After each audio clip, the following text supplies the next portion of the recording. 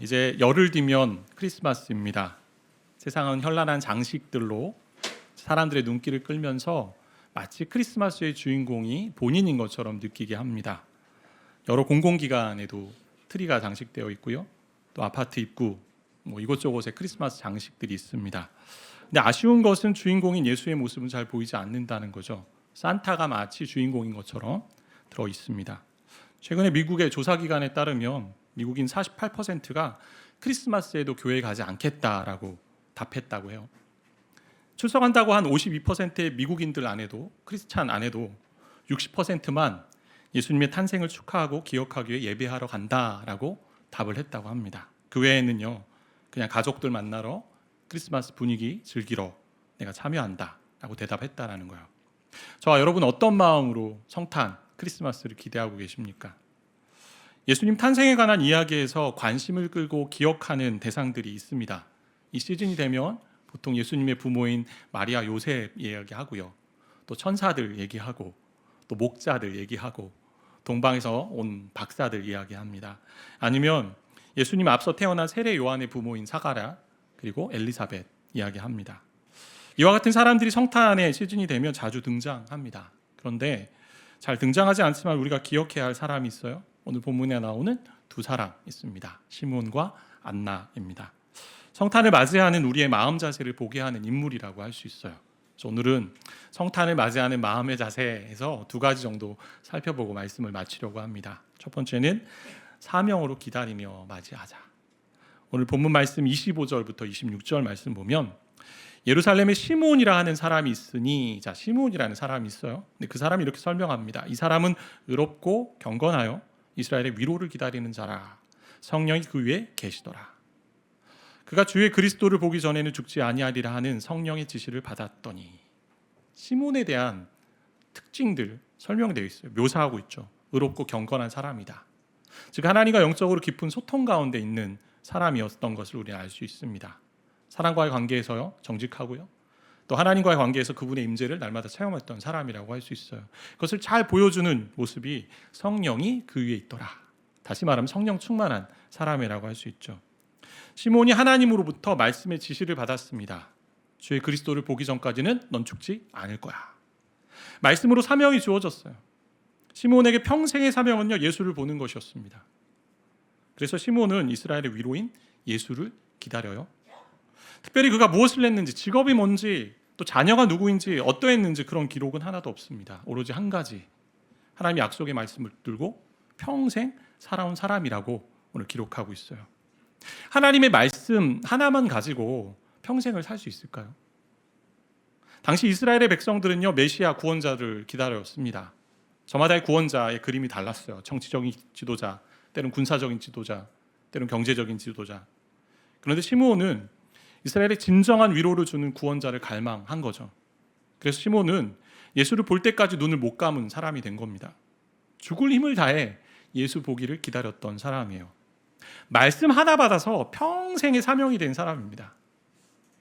우리가 사명을 생각할 때 우리는 이렇게 많이 생각해요. 내가 뭔가를 많이 해서 뭔가 큰 업적을 이루어서 하나님께 영광을 돌려야지. 그리고 내가 하는 일을 통해 하나님께 영광이 돼야지라고 생각할 때가 참 많이 있습니다. 그것도 충분히 하나님께 영광을 올려드릴 수 있는 방식이겠죠. 그런데 시몬에게 주신 사명은요, 말씀 따라 사는 것이었어요. 주신 말씀을 믿고 온전히 기다리는 것이었습니다.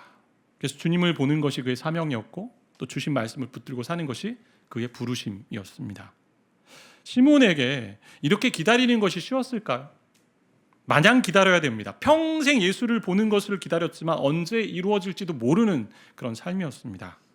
그때가 언제일까? 오늘일까? 내일일까? 아니면 올해일까? 아니면 내년일까? 기한도 없는 날을 기다리며 사는 것은요, 쉽지 않은 삶이에요. 부모들이 자녀들과 약속하면서 종종 실수하는 것이 있잖아요. 기약 없는 약속을 합니다. 해줄게. 기다려, 해줄게. 언젠가 해줄게. 때가 되면 해줄게. 자녀들은 정확한 날을 원하는데요, 부모는 일단 기다리라고만 합니다. 이것만큼 희망, 고문이 없죠. 시몬의 입장에서도 막연하게 기다리는 것은요, 쉽지 않은 순종의 자리입니다. 그 삶에 고난이 없었을까요? 육체적으로 점점 노쇠했을 겁니다. 여러 걱정거리도 있었고요. 때론 실망스러운 일들도 있었고 슬픈 일도 후회스러운 일들도 있었을 것입니다. 그러니까 인생의 거친 파도 앞에 주저앉기보다는 하나님의 말씀 하나 붙들고 기다린 거죠. 너는 예수를 볼 때까지 죽을 수 없어. 밤낮 묵상했을 겁니다. 그 말씀을. 기다리는 가운데 시몬 안에 분노는 없었을까요? 도대체 언제까지 기다려야 돼? 나는 육체적으로 약해지고 있는데 언제까지 기다려야 될까? 끝이 없는 기다림의 자리였을 겁니다. 마땅히 분노할 수 있었을 순간에도 분노하지 않았어요. 분노는 그리스도인에게 제일 위험한 것 중에 하나예요. 분노하면 하나님 성령이 움직이기가 너무 어렵습니다. 온전한 다스림을 받지 못하는 것 같아요. 시몬은 분노하지 않고 말씀 하나 붙잡고 기다리며 살아갑니다. 그래서 시몬에 대해 성령이 충만한 자, 의롭고 경건한 자라고 설명해요. 이러한 모습이요 그리스도인의 모습의 표지라고 할 수 있을 것 같아요. 저와 여러분이 이와 같은 성도가 되길 소망합니다. 의로운 자, 경건한 자, 성령이 그 위에 머무는 사람, 그 사람이 성도입니다. 그가 받은 사명은요 성령의 지시에 따라 예수를 보는 것이었어요. 예수를 보는 것. 예수를 보는 것은 예수를 만나는 거잖아요. 이것이 신앙의 시작이고 우리가 평생 추구해야 될 목적이고 사명입니다. 우리가 처음 회심하면 예수를 만나죠. 예수를 봅니다. 그런데 신앙의 길 가면서 예수 만나지 않고 예수 없이 신앙생활할 때가 있다라는 거죠. 그것이 대표적인 모습이 방종 아니면 율법주의죠. 내 식대로 내 마음대로 살거나 아니면 내 의를 위해서 살거나. 신앙의 모습이 있는데 그 안에 예수가 없어요.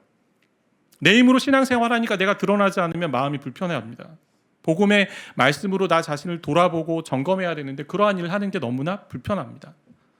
때론 나를 보기보다는 다른 사람을 보게 되고요. 다른 사람 탓하기도 너무 쉽습니다. 시몬의 사명은요. 예수를 보는 거였어요. 그가 예수를 보면서 예수가 어떠한 분인지를 하나님은 나타내세요. 그래서 예수가 누구인지를 드러내는 도구로 시몬을 하나님은 사용하시는 것 같아요. 2장 27절 말씀 보니까 성령의 감동으로 시몬이 성전에 들어가며 마침 부모가 예수의 부모죠. 마리아와 요셉이 율법의 관례대로 행하고자 하여 그 아기 예수를 데리고 오는지라. 기다림 가운데 오랜 기다림 가운데 마침내 성령이 감동하셔서 성전에 들어갔을 때에 예수를 데리고 온 부모들과 함께 예수를 만나게 됩니다. 율법의 관례대로 아기 예수를 데리고 왔다라고 되어 있어요. 율법의 관례는 22절부터 24절에 있는데 우리가 읽지 않았지만 간단하게 보면 아이가 태어나면요 유대인 남자는 난지 8일 만에 할례를 해야 됩니다. 할례를 하고 그리고 나서 첫 태생은 하나님의 소유라 여겨졌기 때문에 제사를 드렸는데요. 그때 어머니가 남자아이를 출산하고 나면 피를 흘리니까 부정하다 여겨서 33일 동안 지나야 깨끗하다라는 이제 그런 규정이 있었습니다. 정결해진다는. 그러니까 8일, 33일 하니까 한 40일쯤 지났을 때 태어난 지 40일이 지나서 번제를 드리며 성전에 가서 아이를 주의 거룩한 자녀로 드리는 정결 의식이 있었습니다. 그 의식을 하려고 왔어요. 왔을 그때에 성령께서 시몬을 예수께로 인도한다라는 거죠. 오랜 시간 기다리고 소망했던 예수를 보게 됩니다. 그 예수를 만나자 시몬이요 예수가 하실 일 찬송해요. 오늘 같이 좀 읽어볼까? 28절부터 32절 말씀인데요. 같이 함께 읽겠습니다. 시몬이 아기를 안고 하나님을 찬송하여 이르되 주제여 이제는 말씀하신 대로 종을 평안히 놓아 주시는도다. 이는 만민 앞에 예비하신 것이요 이방을 비추는 빛이요 주의 백성 이스라엘의 영광이니이다 하니. 주제여 주인이시여 통치자여 주권자여라는 얘기예요. 통치하신 하나님이요 말씀하신 대로 예수를 보았으니 이제 저는 평안히 눈을 감을 수 있습니다. 내가 주의 구원을 보았습니다. 모든 민족 앞에 예비하신 구원이고요 이방을 비추는 빛인데 모든 이방인들에게 계시하신 하나님의 빛이고 주의 백성의 영광입니다. 앞서 본 이스라엘의 위로가 있고 구원이 있고 빛이 있고 영광이 있는데요 다 동일한 분위기로 볼 수 있는 단어들입니다. 그러니까 예수님이 이 땅의 구원자, 위로자로 오셨다라는 거예요. 어둠 가운데 빛으로 오셨고요 하나님의 영광으로 오셨습니다. 근데 이스라엘뿐만 아니라 택한 이스라엘 백성뿐만 아니라 모든 만민을 위한 구원자라고 말씀하고 계시는 거죠. 예수가 저와 여러분의 인생의 위로자 되시고 구원자이십니다. 어두운 인생 가운데 찾아오신 참 빛 되세요. 죄악 가운데 있는 우리에게 비추셔서 죄악의 원세 사망을 몰아내시고 참 생명과 위로와 회복 주시는 분이십니다. 어지럽고 혼란한 이 땅 가운데 참 위로와 구원을 가져오신 분이 예수님입니다. 그리고 그분이 오늘도 이 어지럽고 혼란한 이 세상 가운데 위로와 회복의 역사를 이루고 계십니다. 그런데 이러한 복음의 말씀은요, 사람들에게 두 가지 반응을 일으키게 됩니다. 가져오게 돼요. 오늘 34절 35절 말씀인데, 시몬이 부모에게 축복합니다. 마리아와 요셉에게 축복하고 그의 어머니 마리아에게 말하는데, 이르되 보라, 이는 이스라엘 많은 사람을 패하거나 이스라엘 중 많은 사람을 패하거나 흥하게 하며 비방을 받는 표적이 되기 위하여 세움을 받았고, 누가요? 예수가. 또 칼이 내 마음을 찌르듯 하리니 이는 여러 사람의 마음의 생각을 드러내려 함이니라. 많은 사람을 패하거나 흥하게 하며 비방을 받는 표적이 되기 위해 세움을 받은 분이 예수 그리스도다라고 말씀하고 있어요. 복음이 들어가면요, 죄악 가운데 있는 세상이요, 영접하거나 아니면 거절하거나 둘 중에 하나입니다. 회색지대는 없습니다. 예수가 하시는 일은 구원, 위로, 회복인데 그것을 누릴 수 있는 사람과 누리지 못하는 사람이 나눠진다는 거죠. 이것은 피할 수 없는 과정이에요. 요한복음 3장에 보면 3장 16절에 우리가 잘 아는 말씀 있잖아요. 하나님이 세상을 이처럼 사랑하사 독생자를 주셨으니 이는 저를 믿는 자마다 멸망치 않고 영생을 얻게 하려 함이니라 라고 되어 있는데, 그 뒤에 이어지는 말씀이 뭐냐면, 예수가 세상을 심판하지 않고 구원하기 위해 오셨는데 세상이 스스로 심판의 길을 가고 있다는 거예요. 빛이 왔는데 빛을 거부합니다. 요한복음 3장에 있는 말씀인데요, 19절 말씀 보니까 그 정죄는 이것이니 곧 빛이 세상에 왔을 때 사람들이 자기 행위가 악함으로 빛보다 어둠을 더 사랑한 것이니라. 자기 안에 죄악이 있고 악한 모습이 있으니까 빛으로 나아가지 않습니다. 왜요? 악함이 드러나니까. 20절, 악을 행하는 자마다 빛을 미워합니다. 말씀으로 가지 않고요, 예수께로 가지 않습니다. 왜요? 그 악한 행위가 다 드러날까 봐. 우리가 이번 학기 이제 다락방 소그룹에서 복음 중심 삶이라는 교재를 가지고 함께 나눴어요. 되게 참 많은 에너지가 필요했던 교재였는데, 근데 아름다운 이야기들 많이 종종 들었습니다. 근데 복음을 함께 나누다 보니 복음에 대한 저항도요, 우리 마음에 충분히 있을 수 있다는 것을 좀 느끼게 돼요. 죄악을 보게 하고요, 우리 자신의 악함을 보는 것이 참 싫습니다. 인간은 지적을 당하면 싫잖아요. 비판을 당하면 싫고, 비난을 당하면.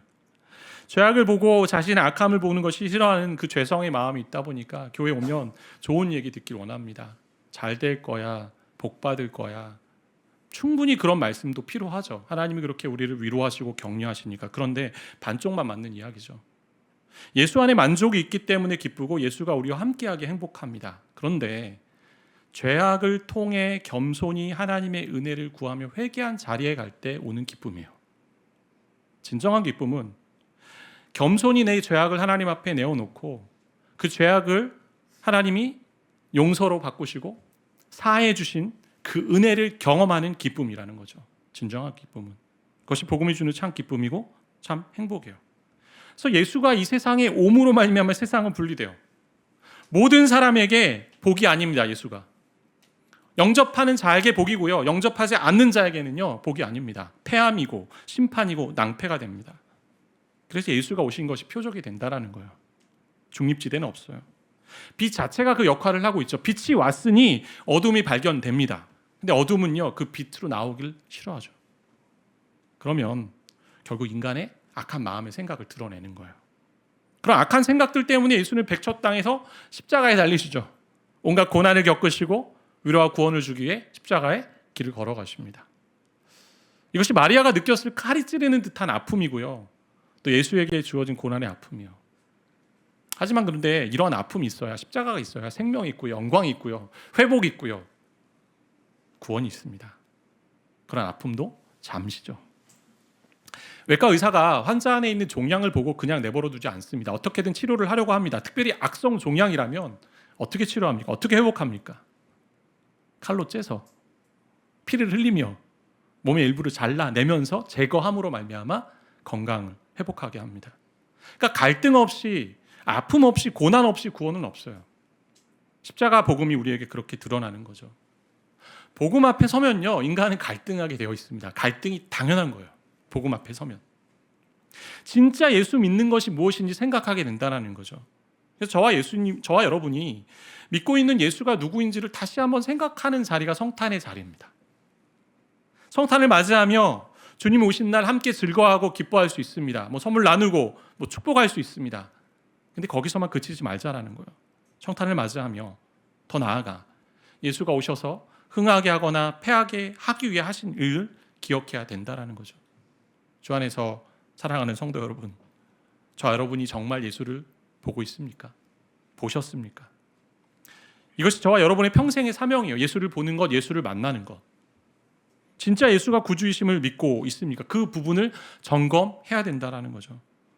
이러한 예수를 평생 기다린 것이 시므온의 사명이었습니다. 평생 예수를 바라보는 그 말씀 바라보고 순종한 자였습니다. 두 번째 성탄을 맞이하는 자세는요, 소망으로 기도하며인데 또 한 사람이 나오죠. 오늘 36절부터 38절까지 나오는 사람인데요. 36절 말씀 보면 또 아셀 지파 바누엘의 딸 안나라는 선지자가 있어 나이가 매우 많았더라. 그가 결혼한 후 7해 동안 남편과 함께 살다가 과부가 되고 84세가 되었더라.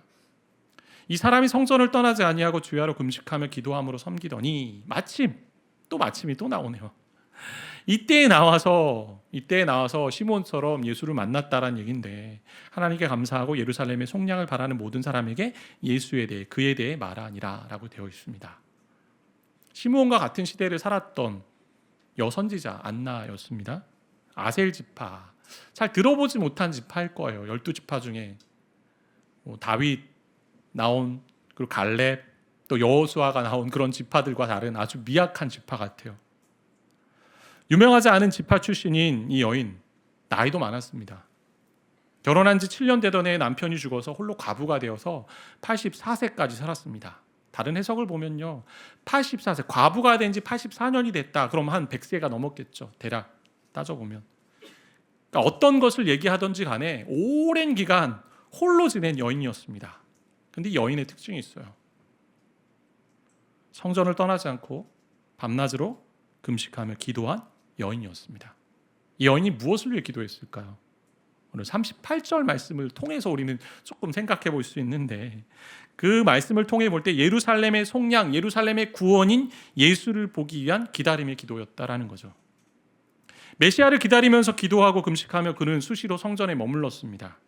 마침 그때 시몬이 아기 예수를 만난 것처럼 안나도 예수를 만나게 됩니다. 이 여인은요, 소망으로 기도하며 기다렸어요. 금식은 기도를 집중하기 위한 자세죠. 음식을 먹지 않으면서 지속적으로 하나님께 가겠다라는 애씀이고 헌신입니다. 결혼이 참 소중하죠. 우리 결혼하지 않은 우리 젊은이들에게는 제가 많이 권하는데, 결혼을 통해 교회와 그리스도의 관계를 많이 배우는 것 같고, 자녀를 키우면서 정말 하나님의 마음을 많이 경험하는 것 같고, 주시는 은혜들이 많은 것 같아요. 그런데 이 여인에게는 남편을 잃고 홀로 있는 가운데 결혼할 수 있었음에도 불구하고 더 중요한 것이 예수라 여긴 거죠. 예수를 기다리는 것이 그의 삶의 중심으로 삼았습니다. 완전히 하나님과 붙어 있었던 여인이에요. 이런 삶은요, 지루한 삶이었을 것 같아요. 한번 생각해 보세요. 홀로 있는데 84년 동안, 한 84세가 될 때까지 교회에 가서 성전에서 기도하고 밤낮으로 금식하고, 그럼 어떤 삶이라고 여겨집니까? 세상의 관점에서 전혀 낙이 없는 삶이죠. 근데 그녀는 그러한 기다림의 모습을 의무적으로 하지 않고요, 소망에 대한 기대감과 기쁨으로 하는 것을 보게 되죠. 그런 기다림 끝에 결국 예수를 보는 은혜를 경험합니다. 디모데전서 5장 5절의 말씀 보시면 우리 함께 좀 읽겠는데요. 함께 읽어봅시다. 참 과부로서 외로운 자는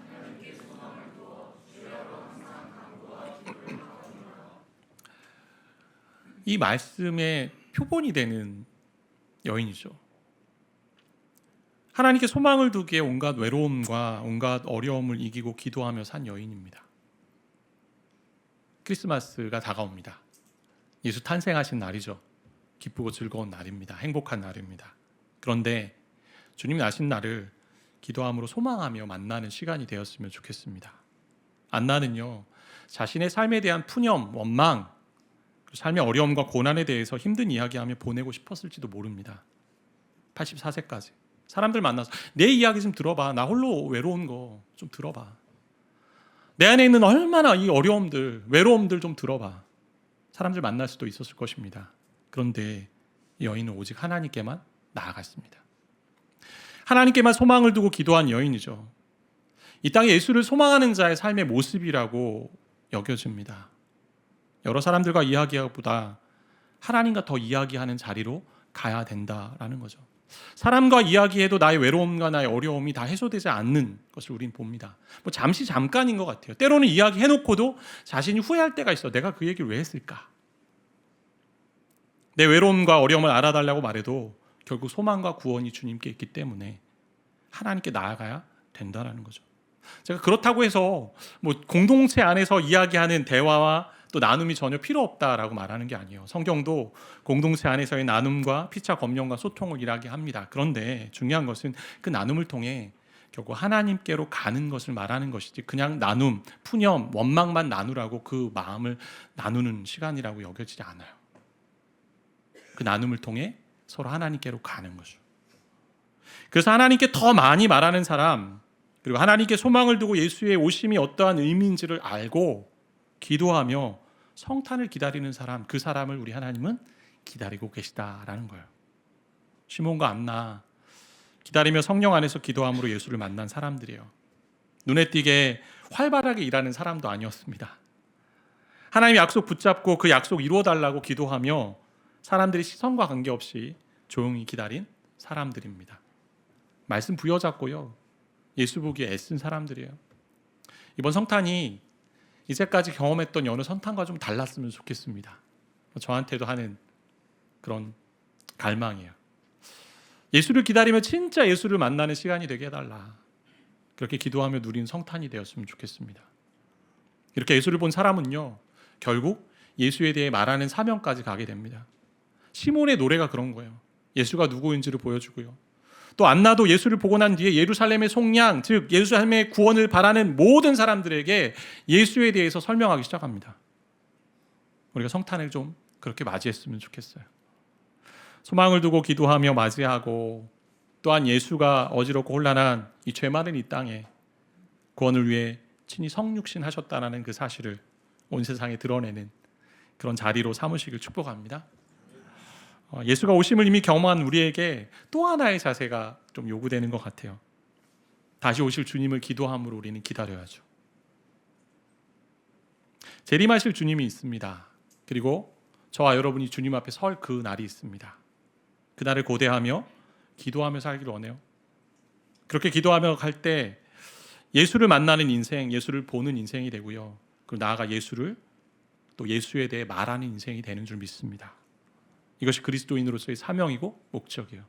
저와 여러분이 평생 추구해야 될 목적은요, 내가 무언가 큰 일을, 업적을 이루겠다가 아니라 하나님이 그렇게 사용하시면 너무 감사한 거고, 그렇지 않더라도 예수를 만나는 것이고 예수를 보는 것이고 내가 본 예수를 다른 사람에게 전하는 거예요. 그래서 내년 새해가 시작되면서 온 성도가 함께 21일 동안 기도하기를 원해요. 예수를 만나고자 하는 마음으로 기도하기를 원합니다. 기도 카드를 나눠드릴 건데 12월 29일 마지막 주일날 카드를 보면서 여러 가지 기도 제목들을 함께 기도하고, 또 본인이 적은 기도 제목을 가지고 매일매일 정한 시간, 또 정한 장소에서 정해진 분량을 가지고 기도하면서 다시 오실 주님을 기다리며 또 매일매일 주님과 동행하며 만나는 그런 복된 시간이 되었으면 좋겠습니다. 특별히 또 플러스 기도에 좀 신청해서 31일 동안 기도에 관한 참 중요한 좋은 책이에요. 제가 추천하고 싶은 책인데요, 그 책을 하루하루 읽어가면서 좀 하나님 앞에서 참 예수를 바라보는 그 마음, 믿음 가지고 살아가는 훈련 해나가면 좋겠습니다. 그렇게 예수를 만나기 위해 기도함으로, 소망함으로 또 성탄을 기다리고 또 매일매일 주님을 또 바라보며 만나는 그런 복된 인생 되시기를 바랍니다. 혼란하고 죄악이 판을 치고요, 이 세상을 보면 스스로 꼭 왕이 된 것처럼 또 신이 되고자 하는 교만한 그런 것들이 많이 드러나는 이 땅입니다. 근데 이 땅 가운데 참 회복과 구원을 가져오신 분이 예수이심을 알기에 그분을 기억하며 또 기다리며 날마다 맞이하는 그런 복된 삶이 되시길 바랍니다. 그러한 삶이 기도함으로 주님을 소망하는 삶입니다. 함께 기도함으로 또 하나님께 나아가는 그런 시간 되기를 바라고 축복합니다. 하나님, 기도하는 사람을 찾으세요. 그리고 기도하며 소망하는 자에게 하나님의 얼굴을 보이실 것입니다. 예수를 만나게 하십니다. 그럼 만나는 은혜가 저 여러분에게 있기를 바라고 축복합니다. 우리 함께 찬양하며 기도하기를 원합니다.